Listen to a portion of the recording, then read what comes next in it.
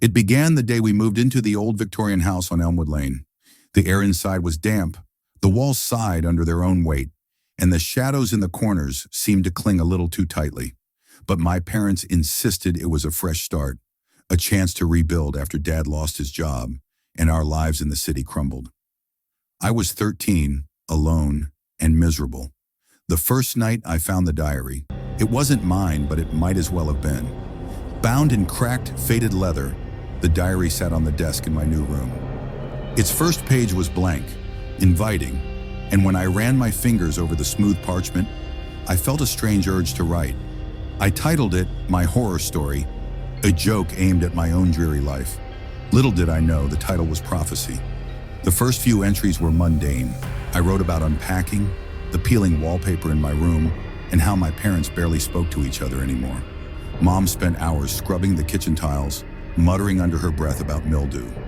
Dad sat in his chair by the window, staring out at the overgrown yard as if waiting for something. Then a week later, an entry appeared that I didn't remember writing. Tonight, the shadows will come for her. My stomach twisted when I read it. The handwriting was mine, but I had no memory of writing those words. I tried to laugh it off as some late-night scribble, a joke I'd played on myself and forgotten about. But that night, our dog Baxter vanished. We searched the house, the yard, and the nearby woods, calling his name until our throats were raw. Mom cried. Dad grew even quieter.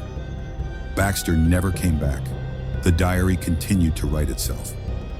Each morning, I woke to new entries in my handwriting. Sometimes they were cryptic. The glass will shatter. Other times they were terrifyingly direct. She will bleed.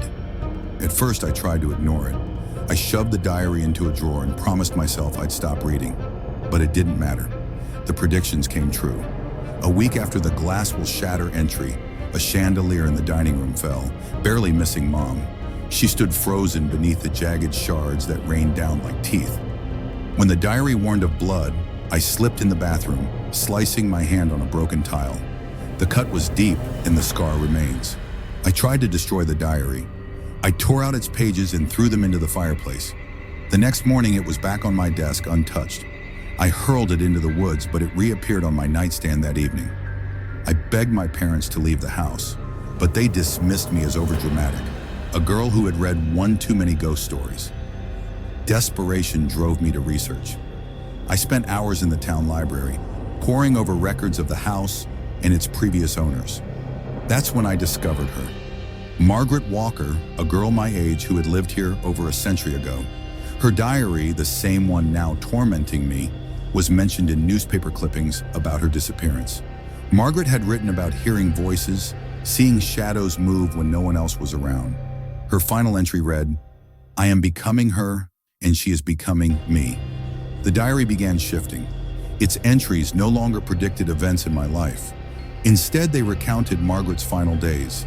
They described her isolation, her growing fear of her own reflection, and how the house seemed to devour her piece by piece. Worse, I noticed changes in myself. My reflection in the mirror didn't always match my movements. My handwriting became indistinguishable from Margaret's. One night I woke to find the diary open on my chest. The words glowed faintly in the moonlight, streaming through my window. The circle must be completed. I didn't know what it meant until the shadows came. They spilled out of the walls like ink, their edges flickering and curling as if alive. They whispered in voices I couldn't understand, surrounding my bed, crawling closer. I tried to scream, but no sound came out. The diary burned hot in my hands, its pages flipping wildly.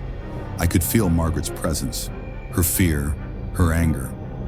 In a desperate act, I scrawled across the blank page, "Take it back. Take her back. Let me go." The shadows froze, the diary slammed shut, and then silence.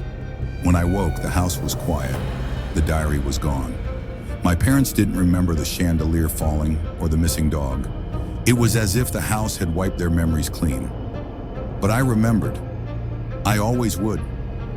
Months later, I visited Margaret's grave in the town cemetery. Someone had placed a fresh bouquet of daisies there. As I turned to leave, I thought I heard a voice whisper behind me, "The circle is never broken." I didn't look back. Weeks passed, and I tried to move on. School, chores, and mundane life filled my days, but the nights were always uneasy. Shadows still seemed darker in my room, and I felt eyes watching me in every corner. Then one morning I found a small, leather-bound diary on my desk. This one was newer, untouched, and its cover bore my name. I stared at it, trembling. With hesitant fingers, I opened it to the first page.